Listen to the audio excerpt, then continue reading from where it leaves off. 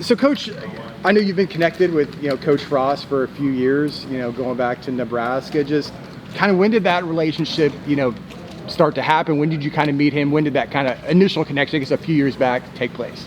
Well, I got to know Coach Frost when he was at Oregon. I'm from Oregon. Oh, okay. So that's where it actually started. Okay. Yeah. Okay. I'm originally from the state of Oregon. I was coaching at Portland State when he was coaching at Oregon.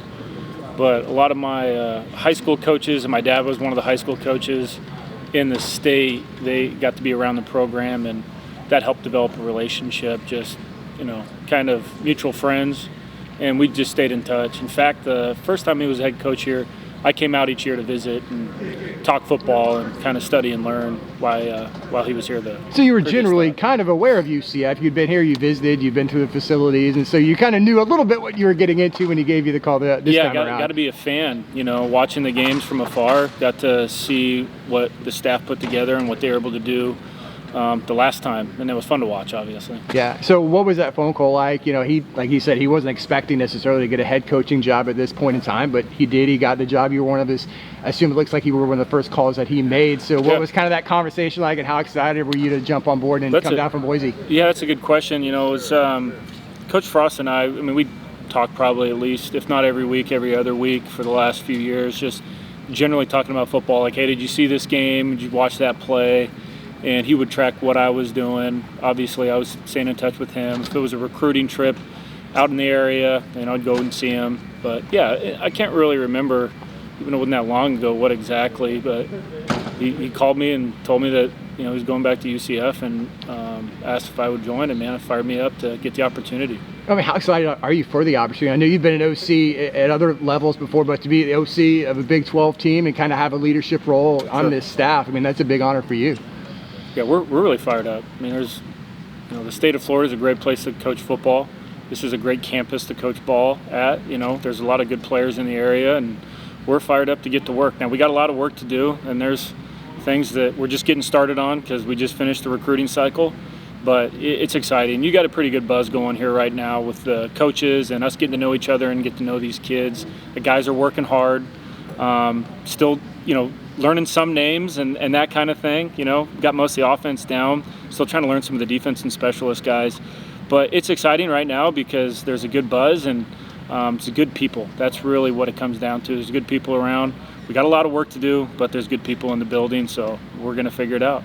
Coach, last time that you were on a staff with Coach Frost, you worked your way up from offensive quality control to an offensive analyst. Now you rejoin him with offensive coordinator experience and all of that. What's the biggest difference between the Steve Cooper that last worked with Scott Frost versus the one we're looking at right now? Yeah, sure. I mean, as a coach or just anybody in general in life, you're trying to get better every day, and that's the way we attack it. So every single day when we come into work, we're trying to find an edge, trying to find a way to get better. In this profession, it's generally people think of the X's and O's. That's the main thing. But it's a lot more than that, too. It's about the relationships and how you can do a better job of developing relationships with your players, the guys you work with. It's not always coaches. Sometimes that's recruiting people. Sometimes that's operation people. Sometimes that's people across campus. So I couldn't point out one thing, but one thing I know for sure is that's something I spent a lot of time on, just worrying about how to build better relationships. And I think that to answer your question kind of long-windedly, that's probably where I put the focus of my attention, is how to be the best communicator I can be, the best friend, the best teammate, best coworker. And when you do that, I think you get better every day. Well, you got a chance to work with Dirk Cutter at Boise State. Of course, they made the college football playoff as well. With that experience with a CFP for the team, what can that kind of bring now that you come to bring over to UCF from there? Yeah, we had a special year last year at Boise State, and I got to be in that program with guys like Coach Cutter, Coach Danielson, the head coach there, both tremendous people, really good football coaches. So I learned a lot from that experience, and really what I said earlier, I just applied that every day, finding ways to get better. And when you're around really good coaches, you typically learn a lot, if you keep your ears open and you listen. And I think I did a good job of that last year, of taking some of the coaching points from the X's and O's, but even more importantly, just building relationships and figuring out, different ways to communicate with the players and communicate with other coaches. I know Coach Frost said the offense will be a collaborative effort, with you and the staff. how would you describe your offensive philosophy? I imagine it aligns a lot with Frost, being that you two are so close. But just how would you describe like what you want to do offensively? Yeah, no, it's always fun talking football with Coach Frost, because he's got you put it on stage the last time he was head coach here, and really being the predominant figure in regards to game planning. But the cool thing about Coach Frost is it always comes down to a collaborative effort. Someone's got a good idea, we're going to find a way to implement that idea if it fits what we're doing. So like philosophically, it's from a coaching standpoint and organizing an offense, and for Coach Frost organizing a team, and just you think about a team that's over 150 people, all coaches included, figuring out a collaborative way to put it all together.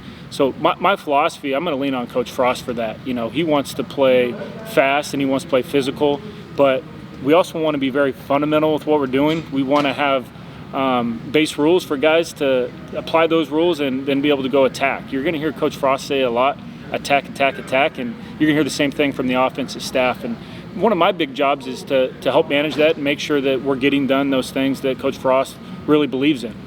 Coach, you also are going to be holding the tight end coach role. I know that wasn't something that was announced on your initial hire. So how did that kind of end up coming about, and what's it like being a tight ends coach again, since the last time you were one was 2010 at Portland State? Yeah, that's good. No, organically, that's to answer your question, how'd that come up? It just made sense with getting. Okay, so the first thing you want to do is get the right people in the building, right? And once you got the right people in the building, now let's figure out what seats they should be in. And I'm fired up to work with the tight ends. Like you said, it was 2010 was the last time I coached tight ends, and I got really lucky. There just happened to be a guy that hadn't played football since 8th grade, and he was a senior. This guy was a basketball player, and flash forward 9 months, he was with us. He gets drafted in the 4th round with the Denver Broncos. The guy's name's Julius Thomas. He ended up playing with the Jacksonville Jaguars and the Miami Dolphins.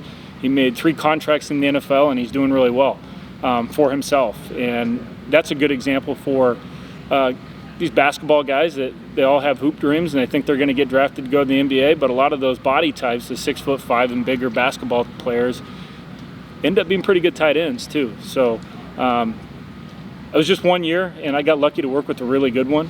And the thing about Julius, not to make this about Julius, but the thing about him is you couldn't find the guy without a book in his hand. He's always reading, and what I took from that, he's always trying to find a way to get better.